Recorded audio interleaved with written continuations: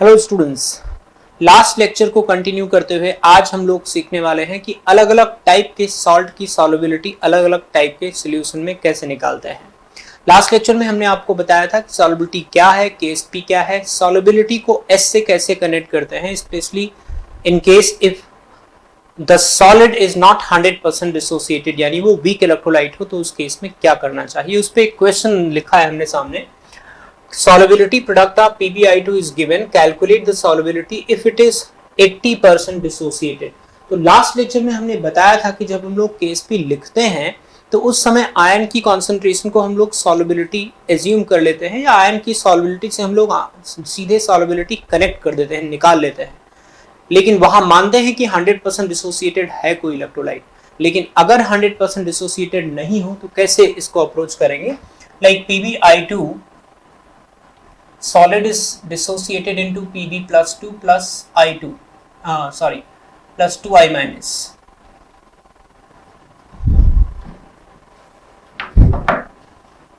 PbI2 is dissociated into Pb2 plus 2I minus.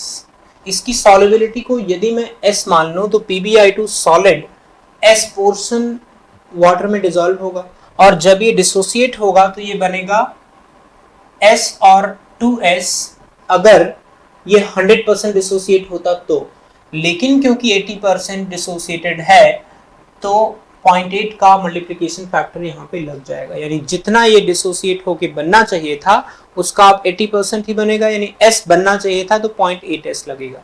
ठीक है, तो यहाँ से KSP is equal to PB plus 2 into I minus whole square लगा दीजिए। KSP आपको पता है 2.048 into 10 power minus 9, that is equal to 0.8s into 2 into 0.8s का हो। यहाँ से s की value 2 into 10 raised to the power minus 3 मोल पर लीटर आ जाएगी। ठीक है, तो जब भी कभी 100% डिसोसिएटेड नहीं हो कोई इलेक्ट्रोलाइट तो उस केस में s की बजाय 0.8s लेंगे। जो 4s क्यूब का फार्मूला यहाँ पे लगाते उसकी जगह पे आप S में S की जगह पे 0.8S लगा दोगे तो आपका आंसर आ जाएगा। Next is solubility of salt under common ion effect. जैसे मान लीजिए मुझे सॉल्युबिलिटी निकालनी है सिल्वर क्लोराइड की, सॉल्युबिलिटी ऑफ AgCl। इसको मैं यहाँ पे 3 या 4 मीडियम में निकालूंगा। Number 1 in pure water, number 2 in 0.1 molar KCl solution, rather AgNO3 solution, 0.3 in 0.1 molar KCl solution। तो ये 3 मीडियम में मैं इस सॉल्ट की सॉल्युबिलिटी निकालने वाला हूं, क्योंकि मोरलेस सिल्वर क्लोराइड एक स्ट्रॉन्ग एसिड स्ट्रॉन्ग बेस का सॉल्ट है, तो अभी एनायन या केटायन का कोई वाटर से इंटरेक्शन यानी हाइड्रोलाइसिस का इंक्लूजन नहीं किया है इसमें। सिंपली प्योर वाटर में गया अगर AgCl सॉलिड और इसकी सॉल्युबिलिटी को मैं S मान लूं तो ये S बनेगा, ये S बनेगा, या सिंपली X मान लेता हूं, ये X बनेगा। ये इसकी सॉल्युबिलिटी को अगर मैं X मान लूं तो ये X बनेगा और KSP is equal to x square हो जाएगा, x is equal to square root KSP आ जाएगा। तो यहाँ पे मैंने मान लिया है कि AgCl 100% डिसोसिएटेड है। अगर नहीं क्वेश्चन में दिया है तो मानने में कोई बुराई नहीं है। In 0.1 molar silver nitrate solution can you check कि AgCl का डिसोसिएशन अगर सिल्वर नाइट्रेट के प्रेजेंस में हो तो silver ion will apply common ion effect, right. तो कॉमन आयन इफेक्ट से सॉल्युबिलिटी इक्विलिब्रियम बैकवर्ड शिफ्ट हो जाएगा। ठीक है, तो अभी जो सिल्वर आयन दिया हुआ है ये 0.1 मोलर दिया है। अब अगर मैं मान लूं, ऑब्वियस सी बात है कि सिल्वर आयन की प्रेजेंस में कॉमन आयन इफेक्ट लगेगा तो सॉल्युबिलिटी इक्विलिब्रियम बैकवर्ड शिफ्ट हो जाएगा। बैकवर्ड शिफ्ट होने से जितना सॉलिड पहले डिसॉल्व होता था उससे कम डिसॉल्व होगा। यानी अगर मैं मान लूं कि सॉल्युबिलिटी अभी इसकी X डैश है, यानी क्लोराइड आयन X डैश बनेगा, तो Ag प्लस की कॉन्सेंट्रेशन 0.1 प्लस X डैश हो जानी चाहिए, but 0.1 plus X dash is रफली 0.1 बिकॉज X डैश का क्वांटिटी बहुत कम होगा। AgCl वैसे ही स्पैरिंगली सॉल्युबल है, ऑलमोस्ट इनसॉल्युबल है, और कॉमन आयन की प्रेजेंस, कॉमन आयन इफेक्ट की वजह से जो सॉल्युबिलिटी होगी और घट जाएगी. तो the concentration of Ag plus reduces to a smaller value which is coming from AgCl, right.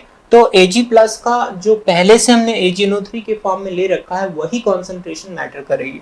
Now I can write Ksp is equal to again Ag plus into Cl minus. तो Ksp आपका पता है और Ag plus की concentration मुझे 0.1 पता है, chloride ion आ जाएगा और यही सॉल्युबिलिटी हो जाएगी, क्योंकि जितना क्लोराइड आयन आएगा वो सिल्वर क्लोराइड के डिसॉल्व होने की वजह से आएगा, बिकॉज Ag प्लस तो ऑलरेडी कॉमन आयन इफेक्ट की वजह से कॉमन आयन से आ रहा है, आई मीन AgNO3 से आ रहा है जो कि सॉल्युबल सॉल्ट है, राइट. तो this way common ion effect always decreases solubility, और डिक्रीज्ड सॉल्युबिलिटी हम लोग जो सेकेंड आयन है, अनकॉमन आयन है, उससे निकाल सकते हैं. इन 0.1 molar KCl solution, AgCl changing into Ag plus plus Cl minus. Once again we'll apply the same method. This time it is going to be common anion effect. हालांकि ये कहना कि common anion होने से हमेशा salt की solubility घट जाती है, ये सही नहीं है, because in many cases it is possible that anion will act as a ligand to form a complex with Ag plus or any other central metal ion, और कॉम्प्लेक्स फॉर्मेशन जब भी होता है सॉल्युबिलिटी बढ़ जाती है, जो मैं नेक्स्ट सेक्शन में लेने वाला हूं.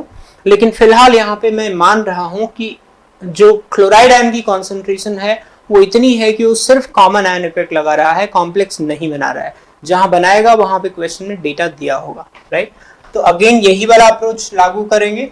जैसे ये x डबल डैश बना, x double dash plus 0.1, once again I can write this is equal to 0.1.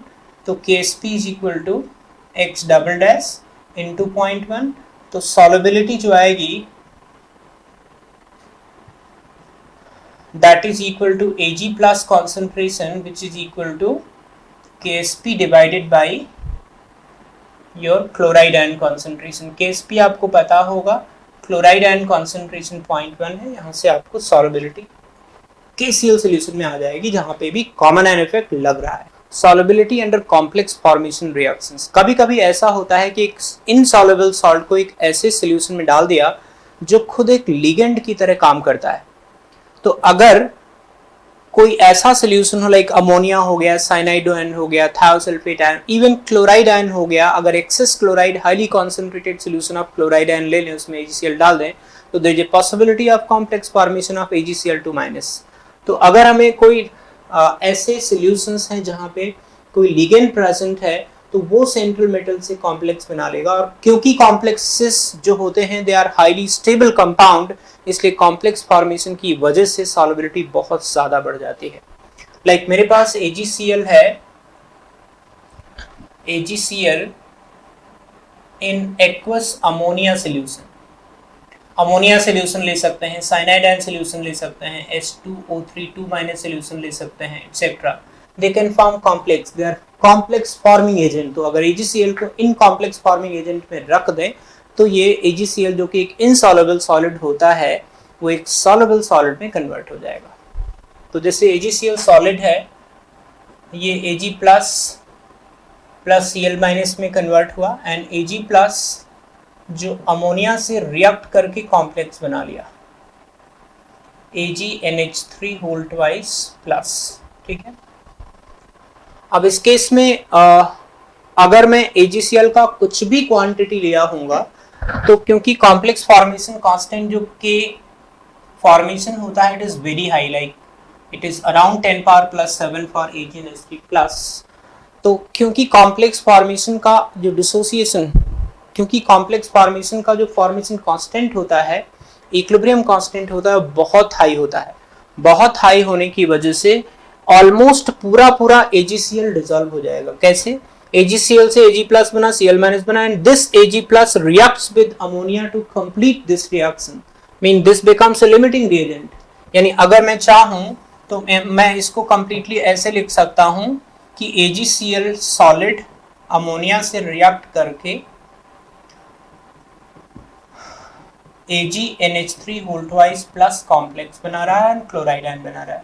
तो कहने का मतलब ये है कि whatever AgCl you have taken here, it is going to be completely soluble. हालांकि हर केस में completely soluble हो जाएगा ये कहना थोड़ा सही नहीं होगा, but in most of the cases whenever there is a complex formation which take place, the insoluble salt becomes almost completely soluble. तो चलिए एक एग्जाम्पल करते हैं। यहाँ पे देखिए SrF2 का सॉल्युबिलिटी प्रोडक्ट दिया हुआ है और आपको इसी सॉल्ट की सॉल्युबिलिटी 0.1 मोलर KF सॉल्यूशन में निकालनी है। तो सिंपल सी बात है, जब आपने SrF2 को डिसोसिएट किया, इस तरह का डिसोसिएशन आया। अगर मैं इसकी सॉल्युबिलिटी को x मान लूं तो ये x बनेगा, ये 2x बनेगा, plus 0.1 molar fluoride ion already है। तो that fluoride ion will apply common ion effect to reduce the solubility further. तो इस 2x प्लस 0.1 को रफली में 2x मान सकता हूं, सॉरी इस 2x प्लस 0.1 को रफली में 0.1 मान सकता हूं। तो KSP में लिख सकता हूं SR plus 2 into F minus whole square. तो यहां से SR प्लस 2 जो कि x है, this comes out to be KSP of SrF2 divided by 0.1 का whole square. KSP of SrF2 है 8 इंटू 10 पावर माइनस 10 और 0.01 हो जाएगा। This comes out to be 8 into 10 power minus 8 molar. ठीक है, तो जो SR प्लस 2 की कॉन्सेंट्रेशन होगी वही फाइनली सॉल्युबिलिटी हो जाएगा SrF2 की KF सॉल्यूशन में। सो कॉमन आयन इफेक्ट की वजह से सॉल्युबिलिटी ड्रॉप होकर ये सॉल्युबिलिटी निकला। चलिए अगला क्वेश्चन करते हैं। Calculate the concentration of ammonia solution required to dissolve 0.1 mole of AgCl in 1 litre of aqueous solution. KSP दिया है, KF दिया हुआ है और मुझे सॉल्युबिलिटी कॉन्सेंट्रेशन ऑफ अमोनिया निकालना है। ठीक है, तो अगेन क्योंकि KF दिया हुआ है, वी हैव टू प्रिज्यूम की कॉम्प्लेक्स फॉर्मेशन हुआ है। तो एग्जैक्टली मुझे AgCl solid changing into Ag plus chloride ion, इसका KSP दिया है, and Ag plus 2 ammonia changing into AgNH3 whole twice plus complex का KF दिया हुआ है 10 पावर 7। अब इसको करने का हमारे पास दो मेथड है, मैं दोनों बता रहा हूं आपको। इससे पहले केस में हमने थियरी में आपको समझाया कि जब भी कॉम्प्लेक्स फॉर्मेशन होता है तो an insoluble salt is supposed to be almost completely soluble.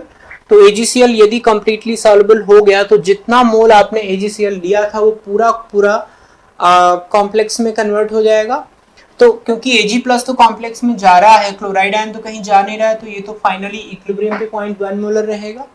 और अगर मुझे क्लोराइड आयन की कॉन्सेंट्रेशन पता है तो मैं लिख सकता हूँ Ag plus concentration is equal to KSP of AgCl divided by chloride ion at equilibrium.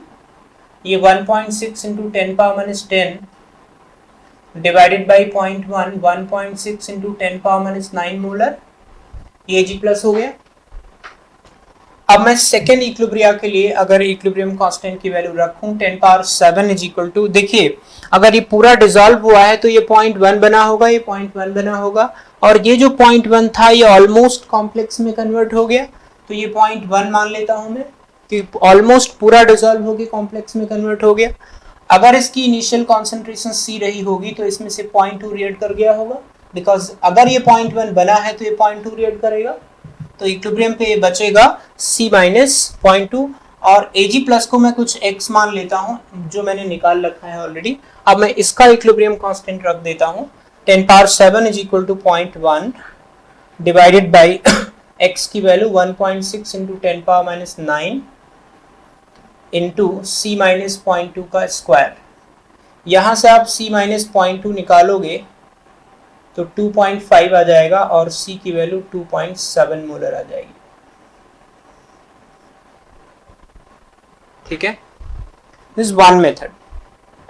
Otherwise अगर आप ये मेथड नहीं लगाना चाहते तो आप इन दोनों को ऐड कर दो सिंपली रिएक्शंस को।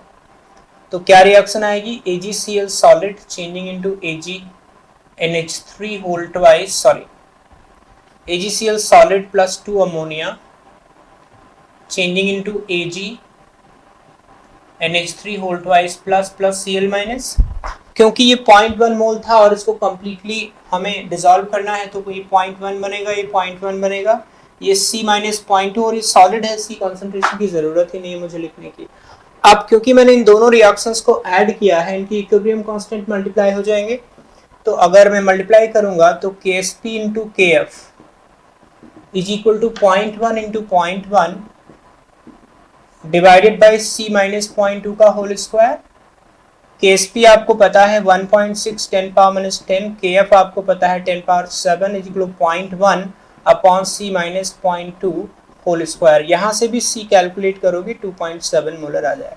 तो इजी क्वेश्चन, ठीक है। थोड़ा अप्रोच अगर ध्यान रखें, करेक्टली लगाएंगे तो आपका आंसर करेक्टली आ जाएगा। फाइन। तो सॉल्युबिलिटी का ये पोर्शन मैं यहीं पे खत्म करता हूँ।